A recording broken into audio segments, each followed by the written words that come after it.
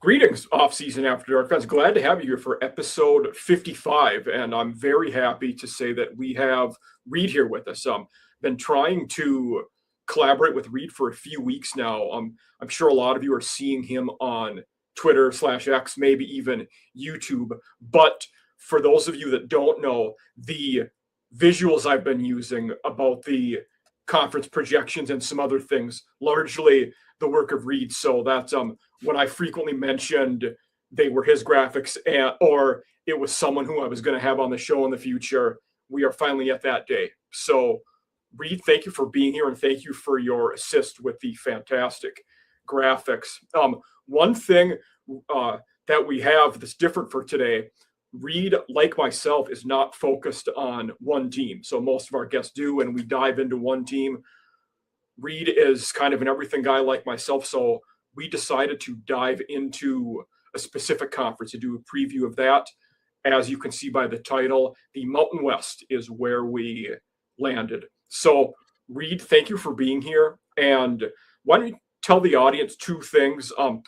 What got you in the space of creating college football content? What got you into it? And where can they find you and follow you? Well, first off, thank you for the kind words. You know, at least someone recognizes the work that I do. So Absolutely. I appreciate that from the bottom of my heart. That means a lot. So basically, I mean, just quick, long story short, I got into content really, watching Josh Page, JD Bickel, all the main like big name podcasts you watch. So really, I just got in watching them, and I figured, I have conversations like this with my friends all the time. Just sitting on the couch watching college football every weekend. And I was agreeing with everyone else. It's the greatest sport on planet Earth. It's better than the NFL. It's better than baseball, even though there's nothing else to watch in the summer. But college football never sleeps at the end of the day. There's never an off season. So I figured, why not throw my hat in the ring? I figured I know enough. I can talk about this sport just like anyone else, and gotten pretty good traction so far on all my platforms. So, pretty much that's just where it got started. I figured why not try it myself at the end of the day. So, but again, Mike, appreciate you having me on. Excited to get into the Mountain West for sure.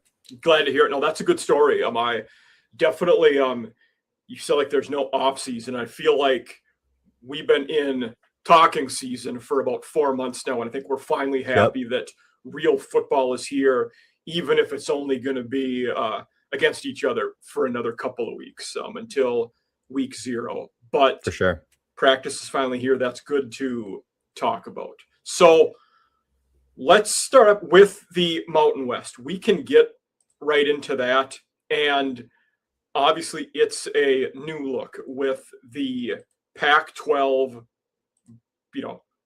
forming a new look / old look Pac-12, the Mountain West bringing over Northern Illinois, North Dakota State. We have a conference where really Northern Illinois, one of the new teams, is the only one who has a new head coach. Rob Harley is the interim there after Thomas Hammock bounced to the NFL. Yeah. But we have a lot. Troy Calhoun is entering year 20 at the Air Force Academy. Super impressive there. And we have, a couple other guys like Ken Numatalolo hasn't been at San Jose for a long time, but he's been in college football for multiple decades. Timmy Chang, veteran, there's a lot of coaches here who Dan Mullen is a guy. So I did a UNLV episode last week. Many of our viewers might remember that. So, but in looking at this conference, what are some off-season talking points that you noticed with this conference that stood out to you? First of all, from my perspective, New Mexico is not getting enough love.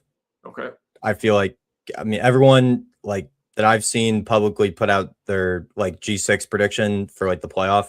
It's either Boise State, it's UNLV. I've seen some people get on Hawaii, Navy, out of the American, UTSA. I've seen a couple of times.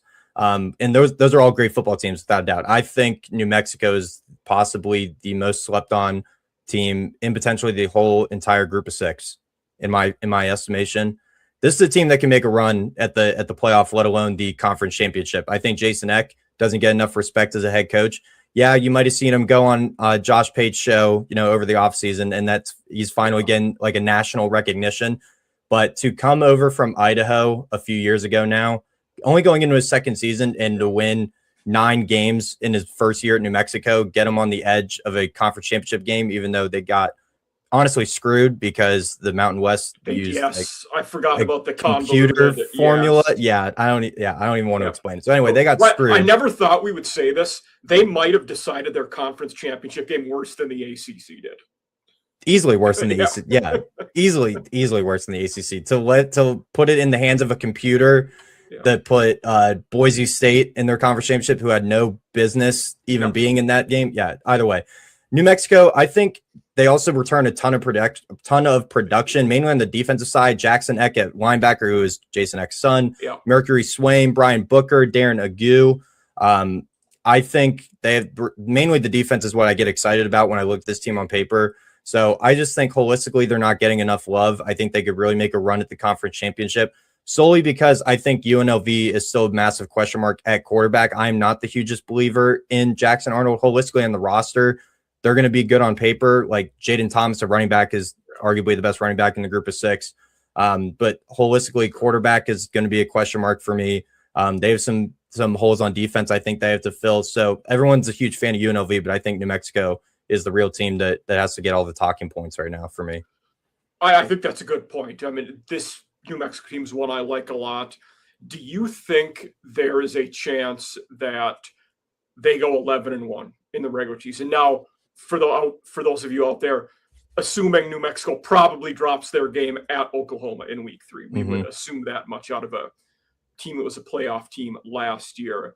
But you're looking at this schedule, and you have UNLV at home, Wyoming at home, Air Force all at home their last 3 games, North Dakota State at home. Your conference road games, Hawaii, San Jose State, Nevada, those aren't too bad. I mean, relative to how you would lay out a conference schedule, this is about what you would pick if you were in that conference. I feel like that is also part of the reason I think they're not getting enough respect is because the conference schedule is very favorable. All their hardest games are at home. North Dakota State, who everyone is really high on making the jump from the FCS, they get them at home. UNLV, they get them at home. Air Force, who I think is going to be another really competitive team, they get them at home. So the conference schedule works out for them well. The ceiling I have for them is 11-1, just solely to your point. That Oklahoma game on the road at conference, I think is a for sure loss in my opinion. But New Mexico, I think holistically, again, and I've talked about this on the Red Zone live shows too. Like when I look at teams, the first thing I go to is offensive and defensive lines, because I think that defines a lot of what a football team is going to be that season. They returned 4 stars in the offensive line, which is 76% of their production, 8 starters holistically on offense. They return their starting quarterback. They have continuity at both coordinator positions. So I think even though they're a co-favorite with UNLV to win the conference, I think they're the sole favorite in my opinion. I like that. No, that's thanks for the insight there. Let's shift to the other co-favorite, UNLV. So for sure, our viewers will remember I had Mr. Kelly on last week to talk UNLV football, and it was a good episode. You know, I think they're a team who it's weird with UNLV how for 20 plus years you didn't go to a bowl game. They were just awful until Barry Odom got there, and how quick their attitude shifted to we're one of the better teams in the G6 now, where, you know, they jumped multiple pedestals almost overnight, which I find kind of interesting. Yeah. Now, they've won a lot of games the last 3 years, but I think still remains to be seen whether they will have staying power or not. They certainly could. Everything points in that direction, but it's a relatively small sample size after 2 decades of failure. Yeah, and I think the first thing I look at with this UNLV team, I mean, even the Vegas win total line kind of tells you a little bit. It's only at 7.5, and yet everyone is sky high on this team. Yeah. I mean, right out of the gate, they have 3 pretty good tests out of the Hawaii game's not out of conference, but they open with Memphis, at Hawaii, and then at North Texas. Could Could you imagine if that North Texas team was the same one they had last year with Eric Morris coach, Mestamaker, Hawkins, Wyatt Young? Like, that would have been arguably G6 game of the year. Instead, they probably open with the G6 game of the year against Memphis. But we're going to know a lot about this UNLV team right out of the gate. And let alone they have to play. They have to make a weird road trip as well to Akron in their fourth game. So, but as game, because that Akron team, I've told this story a few times. The greatest football meme of all of last season was last year. Joe Moorhead getting this Akron team to 5 wins should qualify Joe Moorhead for sainthood. The guy is a really good coach. Let alone, I think he might get fired this year, but that's another story. We don't know. Yeah, I mean, it's one of those. But they're going to be really after that Hawaii. So Memphis is week 0, Hawaii is week 1. We're going to know a lot about this UNLV team after week 1 because they will have played 2 games against 2 worthy G6 opponents in Memphis and Hawaii. Yep. Let alone they also have an out-of-conference game against Cal in, what is that, week 6? Yeah. So, very tough out-of-conference schedule. I think a lot of people aren't highlighting. And personally, I'm not the biggest Jackson Arnold person. Everyone's expecting, Dan Mullen lit the world on fire with Calandria last year. I don't think that necessarily translates, at least to me. In my opinion, I don't think that translates immediately with Jackson Arnold. Okay. Even the fact that they've come out, or Mullen has come out and said that they're still he's in a battle with Alex Orji of all quarterbacks, who's not even a quarterback. He's a glorified running back. So, yeah, I think it's really a lot of this offense is going to be Jet Thomas at running back. He's good. The wide receiver room is rebuilt. 4 portal additions on the offensive line, even though they bring back 3 starters. So holistically, offense, I think, has some questions. And the defensive line kind of looks suspect to me. They only bring in 1 portal addition there from a unit that is kind of not the same it was last year. So, yeah, there's multiple questions I think aren't getting highlighted with UNLV personally. Okay. No, that's all good to know. I appreciate because they are one of those teams, like you mentioned, everybody's real high on them. I always enjoy when people have dissenting opinions here and we can dive into why you feel that way. So that's all very good info on a team who I won't spend as much time on, largely because we did their preview last week on the show. Next, let's go to the team who I expect might be the most improved in the conference, the Air Force Falcons. They were 4-8 last year, 5 wins the year before.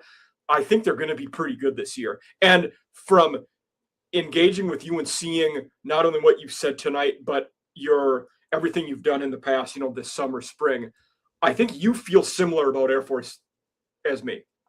That they're going to be improved. Yes. Definitely. Right off the top, they returned their starting quarterback, Liam Sarska. Yeah.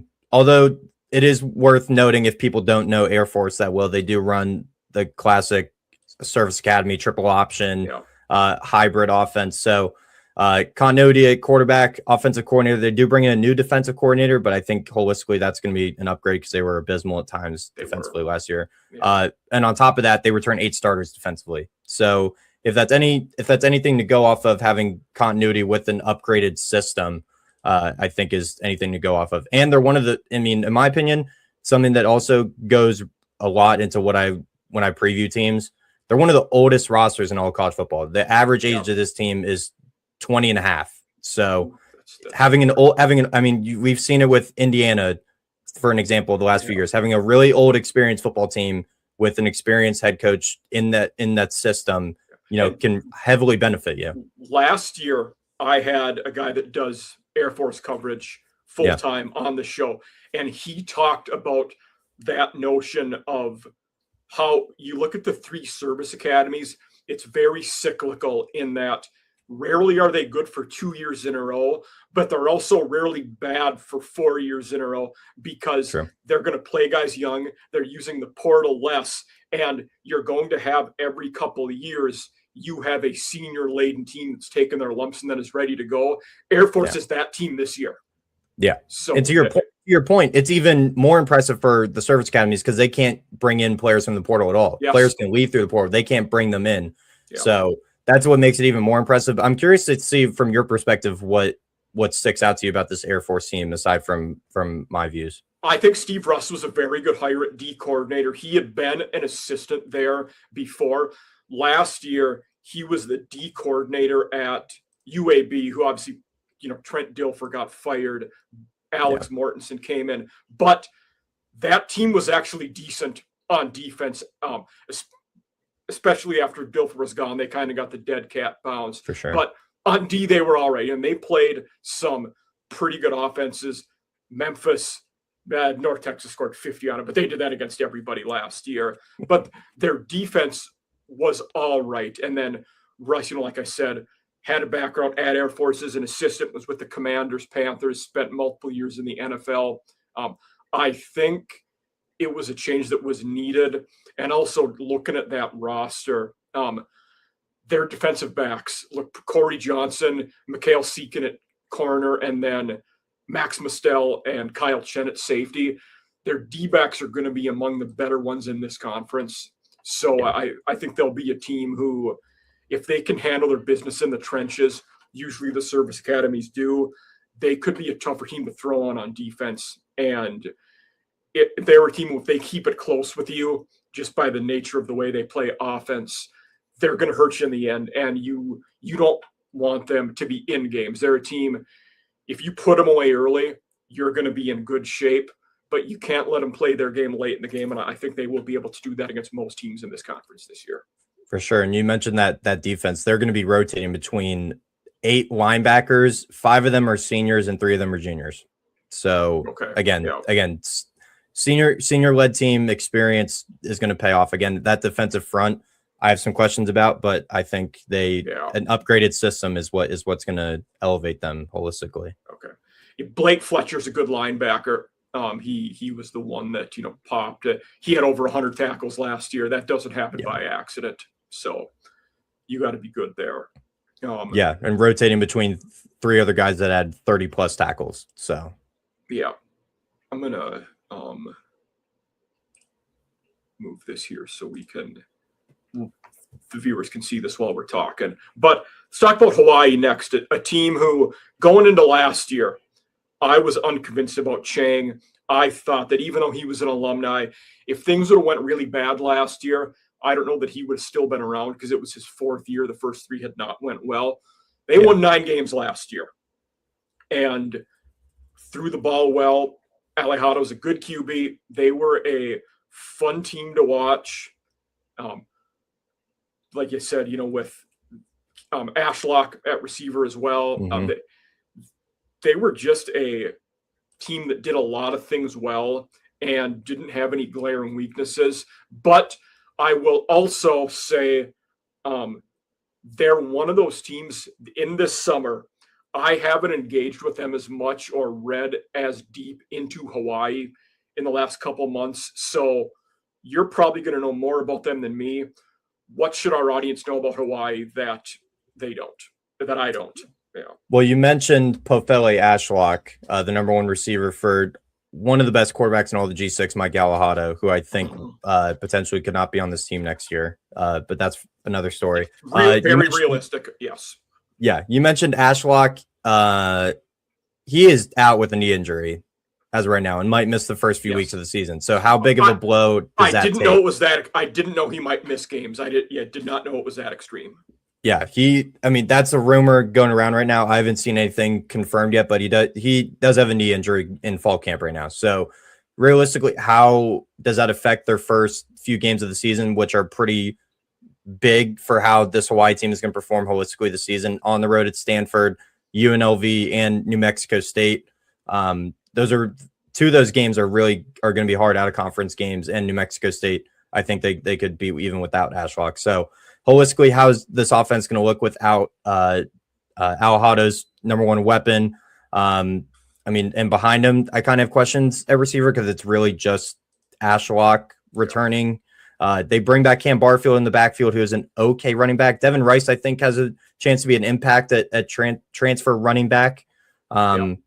Coming in, I think, from Kansas State. Yeah, Kansas State. So I think holistically that backfield has a chance to be explosive, but Defense, I kind of have questions about as well, but holistically, I think taking the step up last year with Timmy Chang is really a lot of what this program is going forward. I mean, they have bought into his beliefs.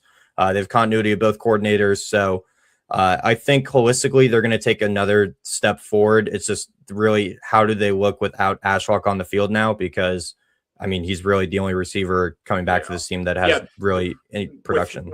With him out, they're almost certainly going to start 3 guys who transferred from P4 schools. Carson Brown was at Iowa State, Trey Griffiths, Oklahoma State, and Audric Harris was at Washington, I believe. So, but they're also guys that we haven't seen them get a ton of volume in their previous schools either. So, yeah, with Ashlock out, there are some unknowns there. Yeah, and I mean, they went really portal heavy holistically. Yeah, they did. Like, even on the offensive line, they bring in Danaris DeRosa from San Jose State, Lipe Moala, I hope I'm pronouncing that correctly, from Oregon. Lipe Moala from Oregon. Yeah, a South Florida transfer, Khalil Walker on the offensive line as well. So kind of putting together not patchwork offensive line, but pieces that are returning. Like Dean Brisky is a good offensive tackle. Yeah, who else is here? Like Ethan Spencer's at center. He returns there. So, Manuma at guard as well. Got some playing time. So yeah, holistically, it's going to be in the defensive line also some questions, but some transfer additions there as well. So realistically, I think the thing that could really hold back this team is if the offensive and defensive lines don't pan out with the portal additions they bring in, but they definitely have the ability to do that. Because again, if we saw last year that this offense is definitely capable of putting up points in a hurry if everything clicks together. They are, yeah. Now on the defensive side of the ball, they haven't been great on D, though last year they certainly improved a lot. One of the notable, we were talking with Air Force, their D coordinator came over from UAB. Well, Hawaii's knows Elijah Williams played for him at UAB last year and is now with the Rainbow Warriors. And then went a little, in the defensive backfield, 4 guys they brought in are either 1 or 2 on the depth chart. So more portal heavy there as well. But what about Hawaii's defense? Should we know? This is going to, I mean, Elijah Palmer is a good cornerback. Aside from that, in the secondary, a lot of question marks. Again, they improved throughout the season last year, but this is probably the unit that could hold back this team defensively. Like Jemai Otis is a good linebacker, 54 tackles last year, 3 for loss. Wyndon, I'm not even going to try to pronounce that last name. Wyndon, another senior linebacker, 24 tackles, came over from Nebraska a few years ago. But aside from those 2 at linebacker, behind them is really young depth. They have 3 or 4 sophomores, excuse me. And then the secondary, although it's a lot of senior players, just not a ton of like proven production between all of them. So aside from Elijah, Gibson's about it. Elijah Gibson, Elijah Palmer, aside from those 2, it's kind of a lot of unknown in the secondary. Caleb Brown is probably going to be that other corner. He's an interesting one because he started at JUCO, was at Hawaii and played. Went to Virginia Tech last year, didn't play much, now is back at Hawaii. So Brown could be a guy to watch there. But again, a ton of senior-led players in the secondary. It's just not a ton of proven production. Okay, no, that's always good to know. Let's talk about one of the newcomers next. So a team I've talked about a bit, North Dakota State, obviously an FCS power for a number of years. One of their starting linebackers last year, Nathaniel Staving, is a guy I coached him in high school in Minnesota. He has since transferred to Michigan. And for those of you that see me on Locked on Vandy with Corey, we talk frequently about Bo Johnson, O-lineman who was transferred to Vandy now and will likely start at one of their quick tackle spots. So NDSU, all their coaches returned. Tim Pulasik's there in his 3rd season. And really last year for them ended as a massive disappointment. They were 12-0 going into the playoffs. Everybody had them ranked number 1, thought they'd win the title. They get bounced by conference foe Illinois State in the playoffs in the opening round. But other than that everybody knows they're going to play a lot of running backs, fullbacks, run the ball out and be fundamental. What else should the audience know about him, Reed? Return 10 starters holistically, 6 on defense. So that's really good. New quarterback, Nathan Hayes, although he got some playing time, hasn't been a starter for a full season. So I'm interested to see how that translates from the FCS level. I think holistically, I'm just intrigued on seeing this team, especially after the sour taste in their mouth of last year with the tough loss to Illinois State. I'm curious to see how they come out of the gates here in the FBS. I mean, Jacksonville State right out of the gate. I think that's going to be a fun game in Fargo. Fordham at Air Force and at Sac State. I think that Air Force game is going to be fascinating, especially because you're getting 2 teams that are known for wanting to run the ball, very disciplined teams, and I think could be a ground and pound, low scoring affair early in the season. That game's scheduled to kick off at 9 p.m. and it might be over by 10:15 p.m. Yep, it's going to be a quick one. Yeah, there's going to be no penalties. They're going to be very clean teams, and they're going to want to hit you in the mouth. That's for sure. If it's first and second down, we're going to run. If it's 3rd and 6 or less, we're going to run. So yeah. But should be fun, and both those teams will be competitive though too. So yeah, for sure. Another question I have. I mean, a lot. They lose their top 2 receivers from last season. So how does that receiver room look? And then defensively, they return a lot, but I mean, kind of they're plugging and playing some key pieces that they lost last year. So Kyle Williams is an interesting transfer from Cornell. He'll be the new inside backer, and then EJ Davis was a good D2 player at Wayne State. He should start at one of the corner spots. Now, I know they've been praising him heavily in the offseason. So, yeah. And I forget his name. I'm pulling it up. Donovan Woolen, really, really productive player last year. Outside backer. At linebacker. So, yes, he's a Texas guy. So there's a handful of like key names on this roster. It's just I think it might take time for them to get up to speed in the FBS, in my opinion. Yeah, it's one of those there, and being from north central Minnesota, not too far from Fargo, we're saturated with NDSU content and opinions largely. And I think a lot of their people think in FBS first year, we're instantly going to, we're just going to come in and be a 9-10 win team, compete for the conference title right away. I think they will be competitive. I don't know if they will be that top notch right away. I think a lot of the people are underestimating how difficult this transition will be. And they always point, well, we beat Minnesota, we beat Kansas State, or we beat Iowa State, and so on. Yes, you did, but you had to get massively up for that one game. That's easy. Doing it week after week with lesser depth will be the problem here. And I don't know if you can sustain that across 12 games. Yeah, especially when their conference road games are tough. Like I said, at Air Force, at UNLV, at New Mexico, at Hawaii, like literally all the teams we've talked about so far, they have to play on the road. Yeah. So their schedule's the inverse of New Mexico, essentially. Yeah. It doesn't. That schedule is not benefiting them at all. So to your point, I mean that's a huge point. Like, they're known for these massive upsets over time, but to your point, you have to get up for that one game, and then you're playing pretty much FCS. I'm not going to say mediocre teams, but I mean a lot of the teams that they're playing aren't like to an FBS standard. So how do you get up for that week over week? And they were in one of the best, maybe the best FCS conference. But a lot of those FBS games they were playing, that was week 1. You were then playing one of your out-of-conference teams that you were going to boat race the week after that. So it was the letdown risk was very low. Yeah, you basically have a bye week after that. Yes. So don't get me wrong. I'm very happy they moved up to FBS, and I'm excited to see them.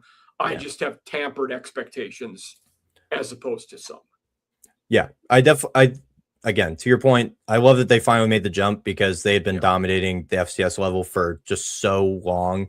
Like, 10 out of the last 13, I want to say, championships they've won. I think something ridiculous like that. So It's about time they made the jump. I just think it's going to take time to translate for Tim Polasek. But I mean, I like him as a head coach. I mean, all they've done year over year is continue to produce winning head coaches, which is kind of crazy. Yeah. I mean, you look back at the history of North Dakota State head coaches, and all they do year over year is just produce winners. I mean, like he's 26-3 going into his third season. So, I mean, yeah, it's about time they made the jump. I just think it takes a beat. Yeah, you were right, but that Reed, since 2011, 10 national titles.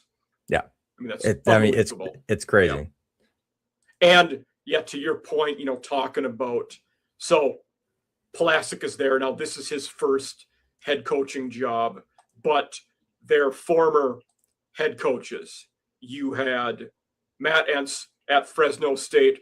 Yep. Wouldn't shock me if he gets a bigger job before too long. Chris Kleiman recently retired from Kansas State. Craig Bull, of course, did great at Wyoming, and that's going back to 2003. So all of their guys got FBS jobs, and with Pulaski, we don't know. I guess it comes down to, does he want this to be his career job, or now that they're in FBS, is he content with being here, or does he want to bump up to an F or a P4 job? I think that will be interesting, because certainly with him being a Wisconsin native, and I think if Luke Fickell fails again this year at Wisconsin, it could be the end. I think they will want to get back to the fundamental ball they played before that. Polasek could be a guy at Wisconsin. He also, as a former Iowa O-line coach, Kirk Ferentz can't keep on coaching forever, though we say that he's like in year 24-ish. He's the longest tenured FBS coach. Both of those would be logical jobs for Tim Pulaski to go to if they have openings. Definitely. We'll see.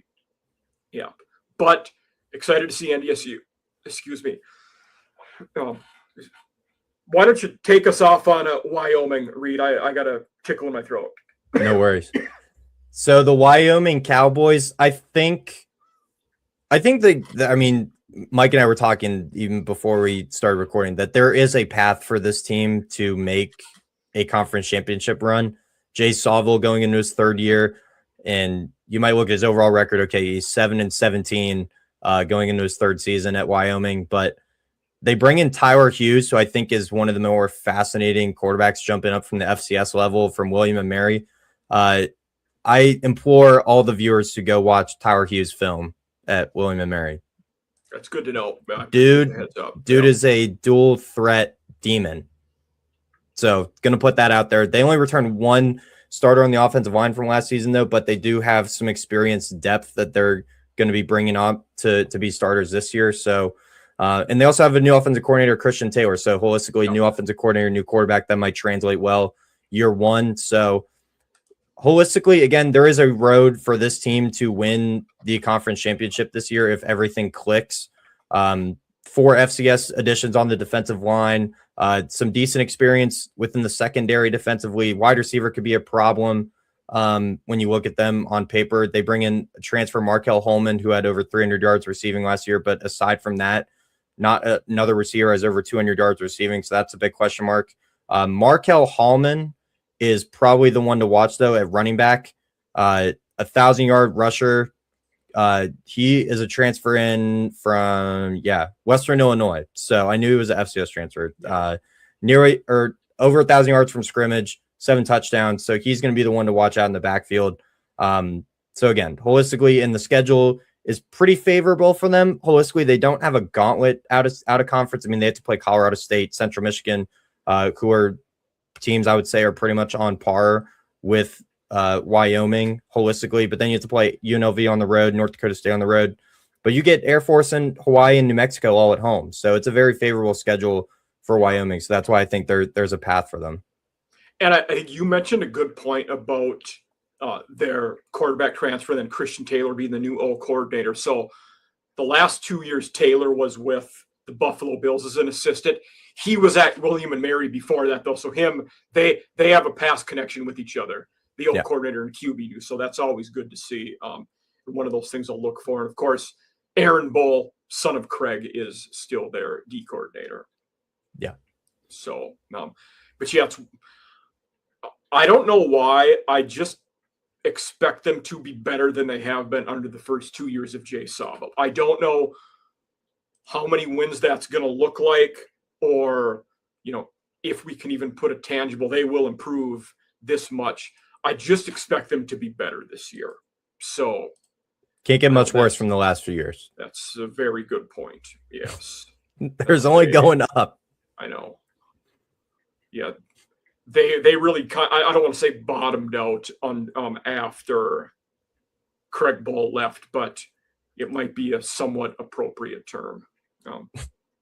So let's talk the other newbie in the conference. Northern Illinois comes over from the MAC, where honestly I was never a big Thomas Hammock fan, so I can't say that I was too sad to see him go. Harley, of course, is the interim for this year.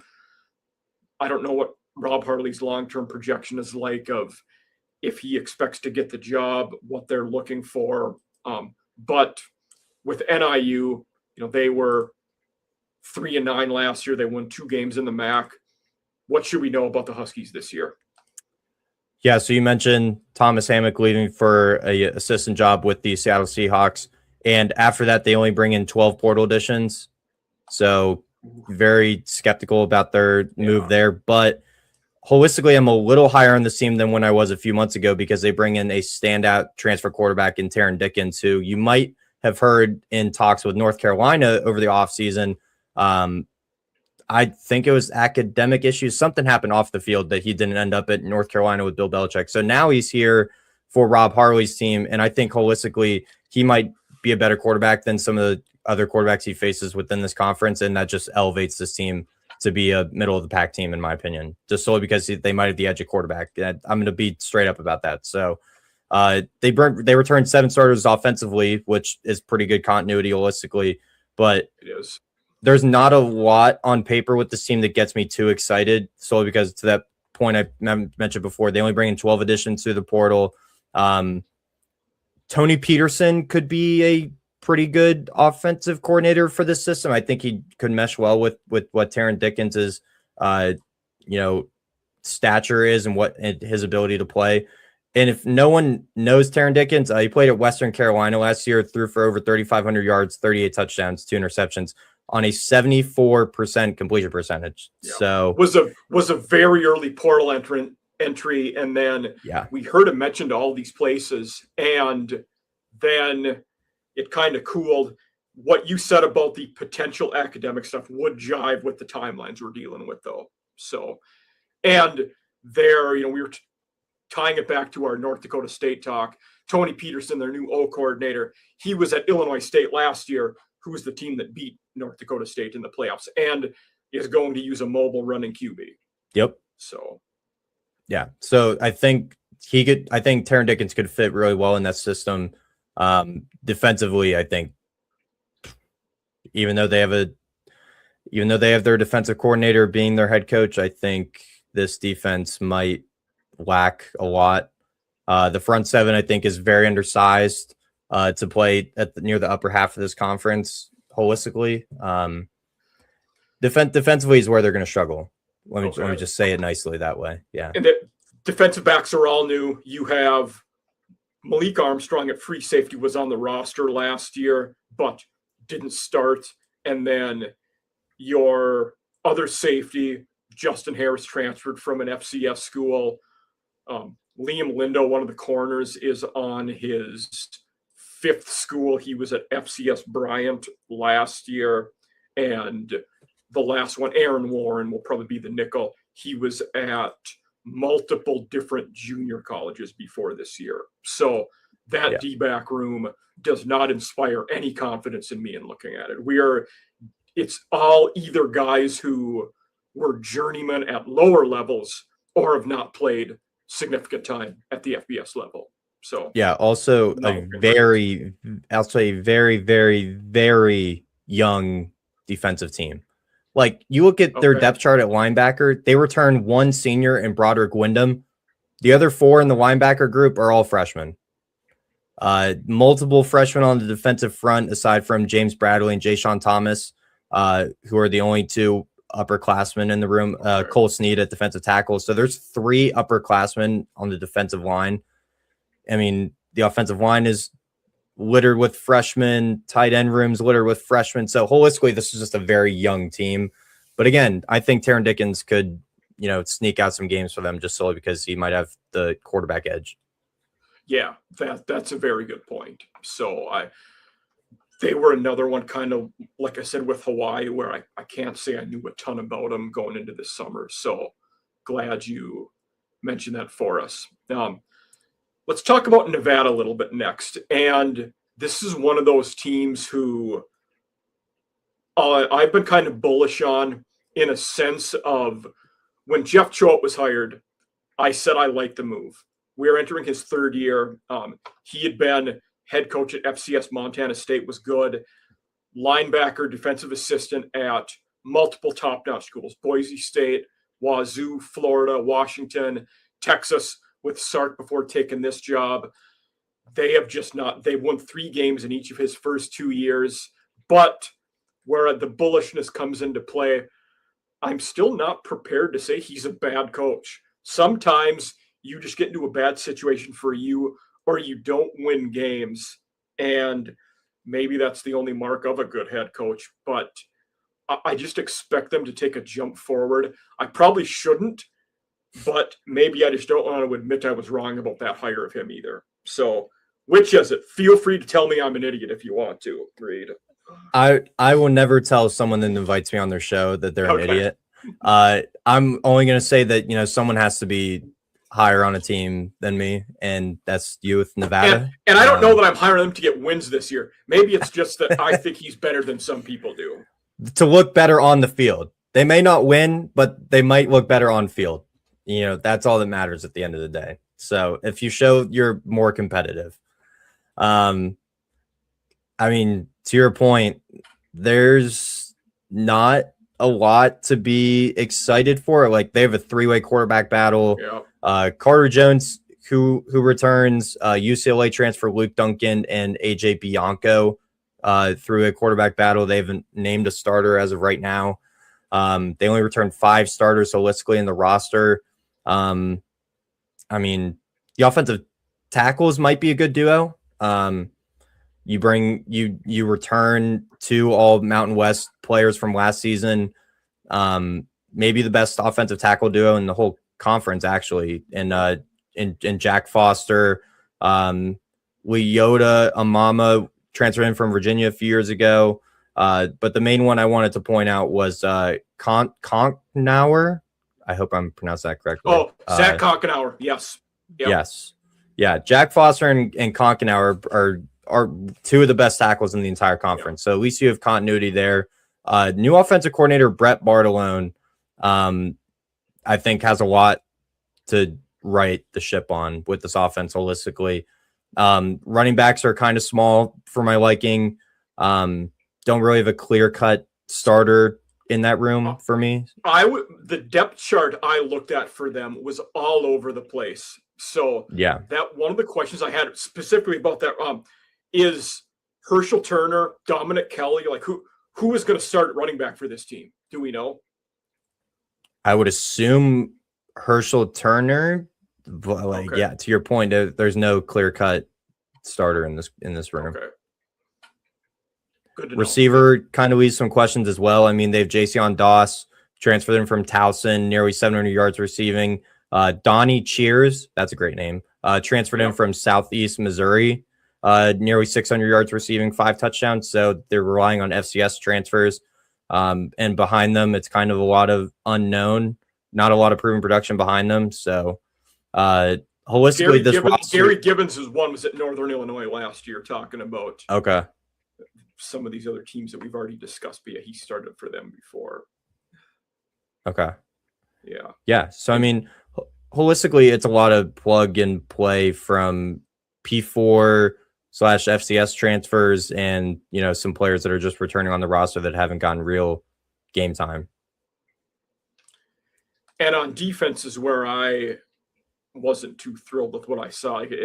it looks like they don't have, especially in the back, linebackers, D-backs, we're not returning many guys who've played a lot of football. So they might be easy to score on this year.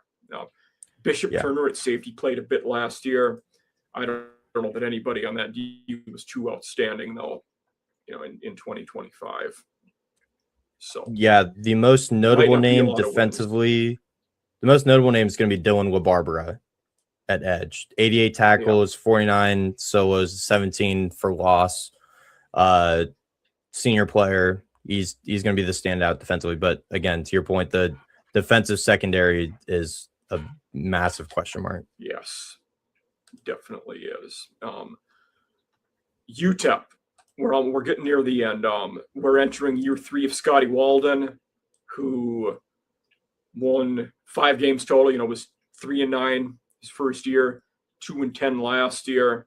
They only won 1 conference game in 2025. So that I don't know. And that of course they were in CUSA last year, so that win was against Sam Houston, who was very poor last year. Yeah. And this UTEP team got it. It just seems like it's been so long since they have been relevant and competitive. I think when Walden took that job, coming over from FCS Austin P, it was one of the tougher rebuilds in that country. And looking at this roster, it's totally revamped. Like there can't be many G6 teams that use the portal more than UTEP did this year. So what can you tell us about them? Do I have to talk about UTEP?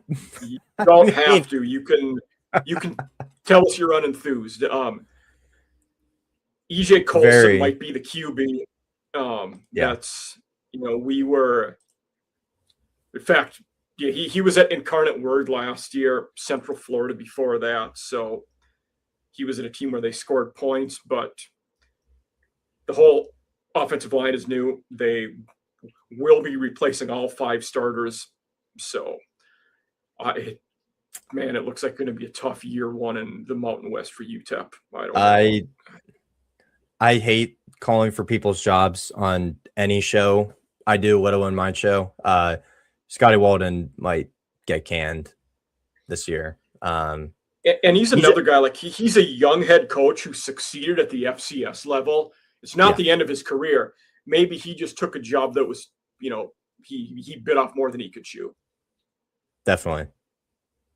I mean, just even their road games this year, on the road to Oklahoma and Michigan out of conference. Yeah. And in conference, you have to play New Mexico, North Dakota State, and Air Force on the road.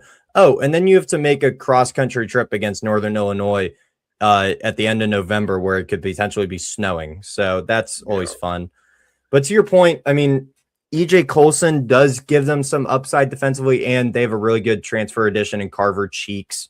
Yep. Great name. Nearly 1,000-yard receiver last year, I believe. Yeah, Northern Colorado transferred from the FCS level. So they have a couple of transfer additions that could stand out. But again, holistically, I'm not very high on this team. They return no starters in the offensive line. It's going to be a full portal rebuild. As you mentioned, the front 7 defensively is mostly FCS portal additions. So yeah, I'm just not entirely high on this team whatsoever, except maybe EJ Colson could sneak out some games for them at quarterback. But yeah, I don't see it with UTEP this year. I think Scotty Walden might be done. Yeah, they're a team, like you look at week 2 after Oklahoma and before Michigan, they have their FCS game against Texas Southern. That might be the only win they like. There's a definite doomsday scenario where they go, this is a 1-11 team, I think. Like it could happen. Yeah. Because we haven't talked about San Jose State yet. You have them projected 10th. There is a scenario where San Jose State beats UTEP and UTEP doesn't win a conference game. Like that, these two teams are not looking fantastic. So let's end the misery and move on to San Jose State and talk about them. Ken Numatalolo, good head coach. They were not good last year, 3-9, 2-6 in the Mountain West. But maybe they're more promising than UTEP, that's a really, really low bar to even say that, just because neither of these teams have a lot going for them now. But with San Jose State, Luke Weaver transfer, probably going to be the QB, was at Hawaii last year, another team we've talked about. But what else should we know about the Spartans? All the receivers are all new too, so yeah. Well, I hope Luke Weaver, the incoming transfer, can at least hold on to the football, because they were one of the worst turnover margin teams in the entire country last year. Turnovers were abysmal for them last year. So at least if they can improve on that front. And to your point, I really like Ken Niumatalolo as a head coach. I mean, I am partially a Navy fan because of my father. So I grew up watching Ken Niumatalolo at Navy. So I have kind of a soft spot for him in that regard, but I just think San Jose State's just a bad situation holistically. I mean, to your point, the receivers and running backs are kind of bleak. The offensive line might be really bad again. They returned 2 starters. 3 of them are going to be portal additions coming in. The defensive line, although they have experience, are kind of undersized. The defensive backs don't look great. And again, they finished 1-6 to finish their season last year. They fired their defensive coach. They have a new defensive coach, Boj Filimoa. You probably got close there, or as close as I would have done. He was the interim D coordinator last year when they fired the other guy. Yeah. He's been an assistant there ever since Ken has been there. So I don't know how much new things they'll be doing, but yeah. Yeah. Again, there's just not a lot of hope for this team. Like, literally in my projections, their one swing game on the schedule is UTEP. So I think that's the game to circle. Like, maybe Nevada, they could squeak out, not Nevada, excuse me. Like Fresno State, they could squeak out. Eastern Michigan, they have to play on the road. They have to open the season at USC. That's a guaranteed loss. So Hawaii on the road, they have to play Air Force on the road. So it's gonna be an uphill climb this year. Whoever loses the battle between UTEP and San Jose State, they might be on 1-11 watch. Certainly are probably looking at double-digit losses. Whoever loses that game probably loses 10. Because I don't know if you're winning too many more. But looking at the Mountain West, so we summed up everybody. Thank you for that. Far more in depth than I could have been in this conference. I greatly appreciate that. Of course. If you were projecting now, so I'll flash this up. Would you project UNLV and New Mexico to play in the conference title game, or do you think Air Force slides in there? I think it's definitely going to be close all the way to the end, but I do project UNLV and New Mexico to play in the conference championship. Awesome. And to that point that I said at the start of the show, I think New Mexico isn't getting enough credit. I think New Mexico can win this conference. I fully believe that. I'm giving the edge to UNLV just solely because nothing is making me say that New Mexico is for sure going to win the conference right now. I just am personally higher on them than a lot of people that I have seen in the space. So I have to go with the consensus in UNLV right now, but I might very well switch that in 2 weeks when the season starts. So okay, that's fair. Yeah. And that's the other one, you talked about it, the week 0 one. Our opinion on UNLV could greatly change one way or the other. Yeah. If they get rolled by Memphis, if they boat race Memphis, we could change. Yeah.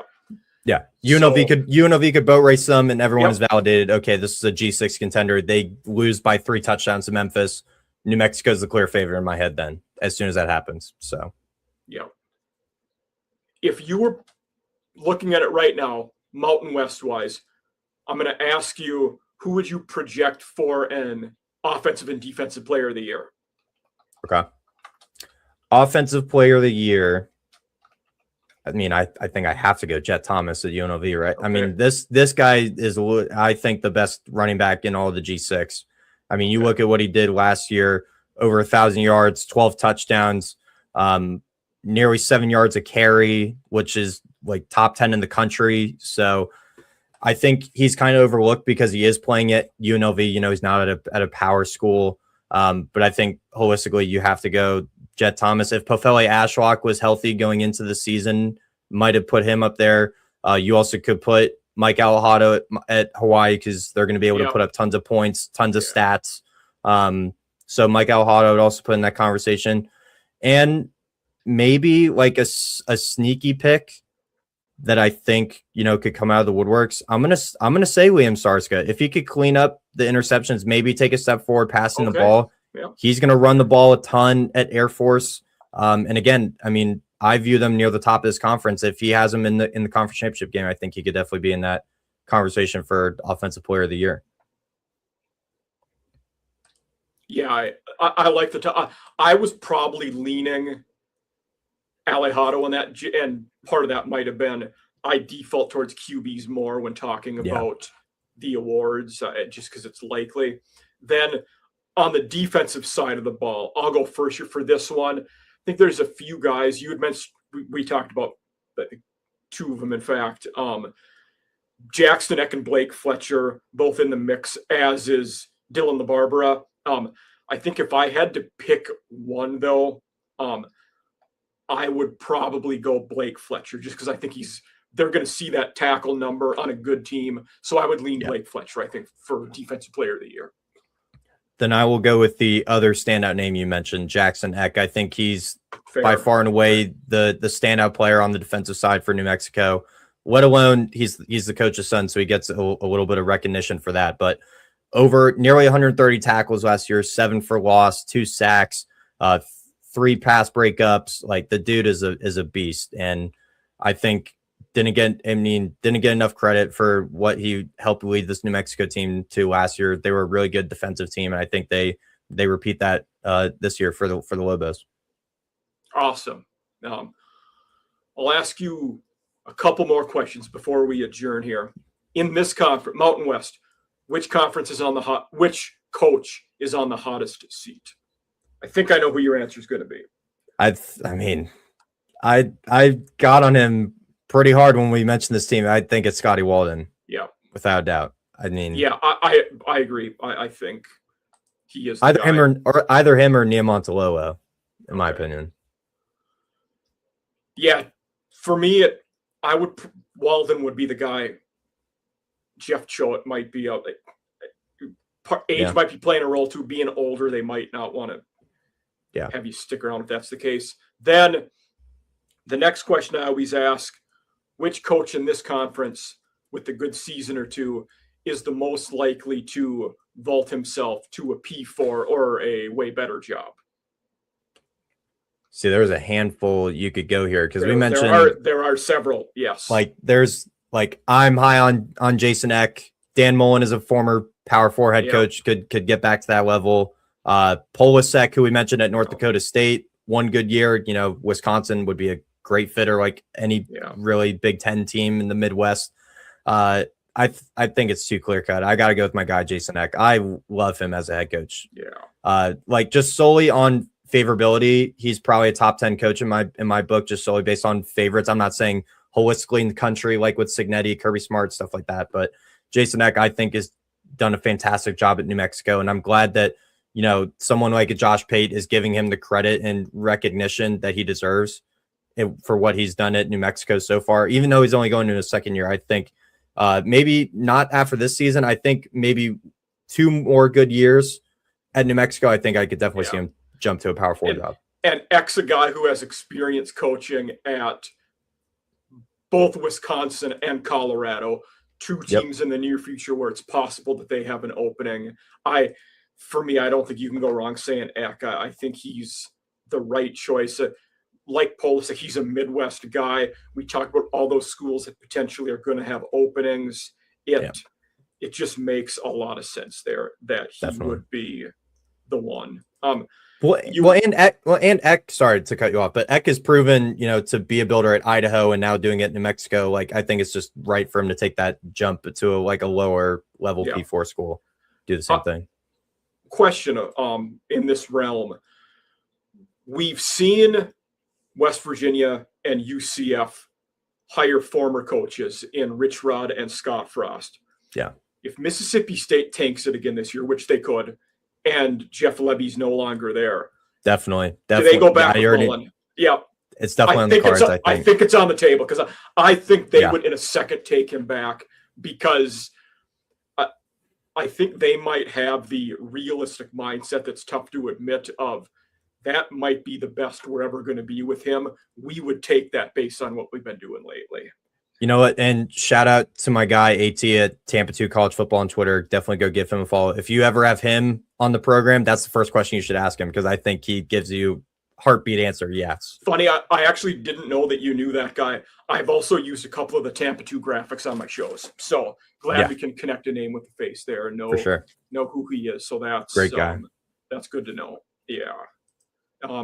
But I don't think I have any more. I think that's a good ending spot for. I will ask. And this is not just New Mexico, but all of G6 wise. What G6 team makes the playoffs this year?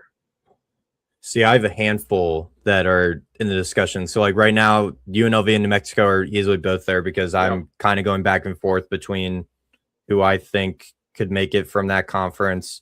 Boise State obviously is in this conversation. I mean, on paper, they're going to be the best roster in the G6. Like Liberty, I see having a really good season out of CUSA. James Madison, I think, is going to be right back there in the Sun Belt with Billy Napier. Navy and UTSA, I have it battling out for the American. In my opinion, I think either of them could definitely be in the conversation. So right now, if I had to put money on it today or like my life savings on it, I probably would say Boise State. I think it's just it's the safest pick. This is the one we had for you. I had the AAC one. Yeah. So I got Navy, UTSA playing in the American Championship. Okay. I give Navy the slight edge just solely because I'm might be a little bit of a homer for Navy, as I pointed out earlier.